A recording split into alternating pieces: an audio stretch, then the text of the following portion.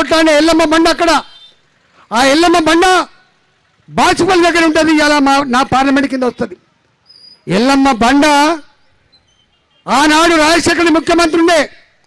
రాజశేఖర్ ముఖ్యమంత్రి ఉన్నప్పుడు ఒకటే సర్వే నంబర్ ప్రభుత్వపరమైన భూమి 150 ఎకరాలని పేదలకు ఇళ్ల జాగాల కోసం ఇచ్చిండు.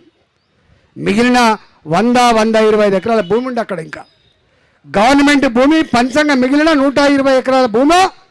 ఇవాళ బాధ అనిపించేది ఏంటంటే ఆ గవర్నమెంట్ భూమి కోర్టులో మేనేజ్ చేసుకొని అది ప్రైవేటు భూమిగా ఇలా రిజిస్టర్ కాబోతూ ఉంది. ఆ భూమి విలువ ఇలా 6,000 కోట్ల రూపాయలు 7,000 కోట్ల రూపాయలు ఉంటుంది. అలా 6,000 కోట్ల రూపాయలు 7,000 కోట్ల రూపాయలు ఉంటుంది. అది ఎల్లమ్మ బండ సర్వే నెంబర్ 59లో ఉంటుంది. అలా ఇలా ఏమంటాడు ఈ ముఖ్యమంత్రి?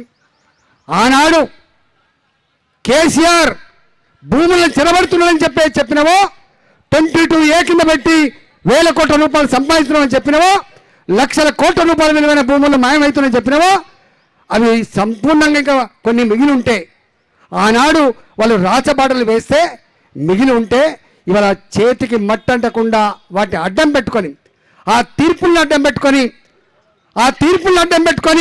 వాళ్ళు ఇచ్చిన జీవాలను అడ్డం పెట్టుకొని, వాళ్ళు నడిపిన ఫైళ్ళను అడ్డం పెట్టుకొని, ఇవాళ వీళ్ళు కూడా ఇవాళ మీరు చెప్తున్న మా మహేశ్వరి చెప్తున్నా కదా 2,000 కోట్ల రూపాయలు 3,000 కోట్ల రూపాయలు.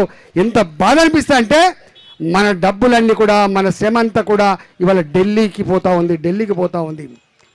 ఇవాళ ఎక్కడో కేరళ ఎన్నికలకు, ఎక్కడో బెంగాల్ ఎన్నికలకు, ఎక్కడో తమిళనాడు ఎన్నికలకు మా రిటైర్డ్ ఉద్యోగులు చచ్చిపోతూ ఉంటే, మా చదువుకున్న పిల్లలు చచ్చిపోతూ ఉంటే, మా భర్తలు చనిపోయినటువంటి మా ఆడబిడ్డలకి పెన్షన్ రాక ఇవాళ దిగాలు పడి ఉంటే, కొత్త పెన్షన్ లేవు, భర్తలు చనిపోయిన మహిళలకు పెన్షన్ లేవు, హ్యాండిక్యాప్డ్ వాళ్ళకి పెన్షన్ లేవు.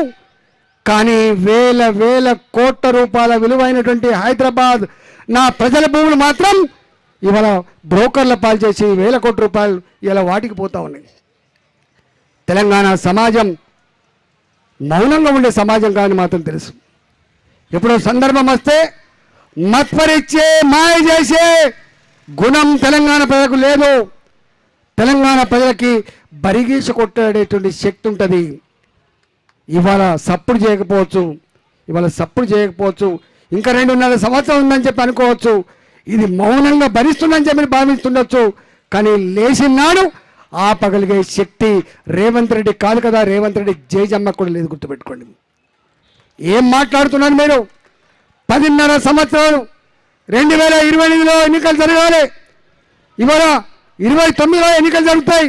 10.5 సంవత్సరాల కాలం పాటు నేనే ముఖ్యమంత్రి అని చెప్పి నువ్వు విరవెగుతున్నావు కదా. ఇది కొనుక్కుంటే దొరికే సరుకు కాదు బాబు, ఇది కొనుక్కుంటే దొరికే సరుకు కాదు. ఈ పదవి అమ్మ ఇచ్చేది కాదు, నాన్న ఇచ్చేది కాదు, నువ్వు మస్కా కొట్టి కాళ్ళు పట్టుకొని ఢిల్లీ నుంచి తెచ్చుకునే పదవి కాదు. నా తెలంగాణ ప్రజలు ఆత్మను ఆవిష్కరించి ఓట్లు వేస్తే పదవి వస్తుంది తప్ప ఇది వేరేవాడు ఎవడిచ్చేది కాదు బిడ్డ. ఇది మేమిచ్చేది, ఇది మా ప్రజలు ఇచ్చేది. మా రిటైర్డ్ ఉద్యోగులు, మా రాకేష్ రెడ్డి గారు అన్నాడు, అన్న మా రిటైర్డ్ ఉద్యోగులు కూడా పోయిండ్రు, మా వాళ్ళు కూడా పోతారు కావచ్చు. రకరకాల కారణాలు ఉండొచ్చు. సర్పంచ్ ఎన్నికలలో, ఎంపీటీసీ ఎన్నికలలో వాళ్ళ వాడకట్టలనో, వాళ్ళ ఫ్రెండ్షిప్ ఉంటేనో, వాళ్ళ కులమనో ఏదో ఒక ఫ్యాక్టరీతో పోవచ్చు. అంత మాత్రాన నా రిటైర్డ్ ఉద్యోగులు కావచ్చు, అంత మాత్రాన నా ప్రజలు వాళ్ళకు పట్టం కట్టడానికి మాత్రం సిద్ధంగా లేరు. సందర్భం రావాలి వాళ్ళకి. గా ఎన్నికల మీద దృష్టి పెట్టరు, గుర్తుపెట్టుకోండి. కాకపోతే రేవంత్ రెడ్డి గారు నాకు 40% ఓట్లు వచ్చినాయి, నాకు 40% ప్రజల మ్యాండేట్ దొరికిందని చెప్పి విర్రవీగుతుండొచ్చు. మీకు తెలుసు, నేను టీఆర్ఎస్ పార్టీలో ఉన్ననాడు మా శ్రీనివాస్ కూడా ఉన్నాడు ఇక్కడ, మా వకలాబాలం కూడా ఉన్నాడు ఇక్కడ. 32 జిల్లా పరిషత్తులు ఉంటే 32 జిల్లా పరిషత్తులు టీఆర్ఎస్ గెలిచిందన్నాడు. మొత్తం మున్సిపాలిటీలు ఉంటే మొత్తం మున్సిపాలిటీల్లో టీఆర్ఎస్ పార్టీ గెలిచింది. మొత్తం సర్పంచ్లు కూడా టీఆర్ఎస్ గెలిచింది.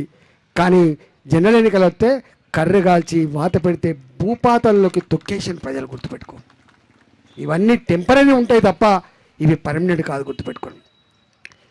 పర్మనెంట్ అంటూ ఉంటే వాళ్ళ పదవులు కాదు, పర్మనెంట్గా ఉండేది మన ఓటు హక్కు. మన ఓటు హక్కు మాత్రం పర్మనెంట్ ఉంటుంది. కాబట్టి ఇవాళ నేను ఒకటే ఈ ప్రభుత్వాన్ని హెచ్చరిస్తూ ఉన్నా, ఇప్పటికైనా ఎంత బాధ అనిపిస్తా అంటే ఆ ప్రభుత్వం పెట్టిన బకాయిలు నేను ఎట్లిస్తా? నేను అడుగుతున్నా, ఆ ప్రభుత్వం నీళ్ళ పన్ను వసూలు చేయాల్సింది మర్చిపోయింది, కరెంటు పన్ను వసూలు చేసి మర్చిపోయింది. నువ్వు అడగవా బిడ్డ? పాత కరెంటు బకాయిలను వసూలు చేయవా? పాత ఇండ్ల ట్యాక్సులను వసూలు చేయవా? పాత ప్రభుత్వానికి బకాయిలను వసూలు చేయవా? గవర్నమెంట్ అనేది ఒక రొటీన్ ప్రాసెస్. ఓ ఇలా ఆ పార్టీ ఉంటుంది పోతుంది, ఓ ప్రభుత్వం ఉంటుంది పోతుంది, కానీ నీ కలెక్టర్లు, నీ చీఫ్ సెక్రటరీలు, నీ వ్యవస్థలు శాశ్వతం కదా. నేను అంటున్నా, కలెక్టర్లు కూడా ఇవాళ బ్యూరోక్రసీ కూడా గింత దీనంగా ఉంటుందని చెప్పి నేను ఎక్స్పెక్ట్ చేయలే. చదువుకున్నారు మీరు, ఇవాళ ఆల్ ఇండియా లెవెల్లో ఇన్ని సంవత్సరాల కాలం పాటు చదువుకొని మీరు వచ్చి బాసుల ఆదేశాలు పాటించేటువంటి ఒక బానిసలుగా మారిపోయింది తప్ప ఇది తప్పు, ఇది న్యాయం కాదు అని చెప్పి అడగగలిగే దమ్మున్న ఇలా ఆఫీసర్ లేకుండా పోయింది. సిగ్గుండాలే. మాలాంటి వాళ్ళని ఫోన్ చేస్తే, మాలాంటి వాళ్ళని మెసేజ్లు పెడితే మా చేతిలో ఏం లేని చెప్తున్నావు, మేము ఎందుకు ఫోన్ చేస్తాం? మాకేం అవసరం ఉంటే మీరు రొటీన్గా రోజువారీగా ఫోన్ చేసేవాళ్ళం కాదు. మేము ఎక్కడో నిజంగా బాధ ఉంటే, దుఃఖం ఉంటే, అయ్యో నేను ఒక ఆర్థిక మంత్రిగా అని చెప్పి మీకు ఫోన్ చేస్తాం కావచ్చు, కానీ మీరు ఎక్కడ చేస్తలేరంటే మీరు ఎంత బానిసలుగా మారిపోయిందో దీన్ని బట్టి అర్థం కాదు. మీరు అనుకుంటాను మీ విలువ పెరిగిందని, మీ విలువ పెరగలే, మీకు తగ్గిపోయింది. ప్రజాస్వామ్య వ్యవస్థలో అధికార పార్టీ మాత్రమే కాదు, ప్రతిపక్ష పార్టీ కూడా నీ కళ్ళకు కనబడని, నువ్వు పట్టించుకొని, నీకు పవర్, నీకు అధికారం నెత్తికెక్కితే మర్చిపోయినాడు గుర్తు చేసేటువంటి బాధ్యత ప్రతిపక్ష పార్టీలకు, ఎమ్మెల్యేలకు మాత్రం ఉంటుంది, ఎమ్మెల్సీ మాత్రం ఉంటుంది, నాయకులకు మాత్రం ఉంటుంది. నువ్వు పట్టించుకోకపోవచ్చు, కానీ పట్టించుకోకపోతే దాని సంగతి ఏందో ముందు తెలుస్తుంది. ఇవాళ మా వాళ్ళు డిమాండ్ చేసినట్టుగా మేమేదో వస్తాం, ఇందిరాభారత ధర్నా చేస్తాం, పోం వాడగట్టుకు పోయి కథ ఏందో చెప్తాం. మేము నా రిటైర్డ్ ఉద్యోగి, అలా మా టీచర్లు ఉంటారు, రిటైర్డ్ ఉద్యోగులు లేరు, వాళ్ళ మిత్రులు ఉద్యోగులు ఉన్నారు. రేపు ఇలా ఉద్యోగంలో ఉన్నటువంటి ఇలా ఉద్యోగులారా, మీరు ఇలా నోరు విప్పరు, మీరు వాళ్ళ జీవుజుని అంటున్నారు కావచ్చు కాక, రేపు నువ్వు కూడా రిటైర్డ్ ఉద్యోగం అయితే విషయం మీరు మర్చిపోకుండా ఎందుకు మాట్లాడలేకపోతున్నారు? రిటైర్డ్ ఉద్యోగుల యొక్క సమస్యల మీద ఉద్యోగ సంఘాలుగా మీరు ఎందుకు సీరియస్గా మాట్లాడలేకపోతున్నారు? ఎందుకు ఒక అల్టిమేట్ ఇవ్వలేకపోతున్నారు? ఇవాళ మీరు నిజంగా అల్టిమేట్ ఇస్తే నడుస్తుందా ఈ ప్రభుత్వం? కానీ నువ్వోసారి నీకు బాధ అయితే నువ్వు మాట్లాడుతున్నావు, నాకు బాధ అయితే నేను మాట్లాడుతున్నా, విద్యార్థుల బాధ అయితే విద్యార్థులు మాట్లాడుతున్నారు. కానీ ఇవాళ మనం చేయాల్సింది ఒకటి ఉన్నది. రైతులుగా, విద్యార్థులుగా, రిటైర్డ్ ఉద్యోగులుగా సమస్యలు ఫేస్ చేసిన వాళ్ళుగా అందరం ఒకటిగా రేపు ఎలుగెత్తి చాలాల్సిన అవసరం ఉంది, పిడికిలి బిగించాల్సిన చక్కెర ఉంది, ఈ ప్రభుత్వం యొక్క భర్తం పట్టాల్సిన చక్కెర ఉంది. కాబట్టి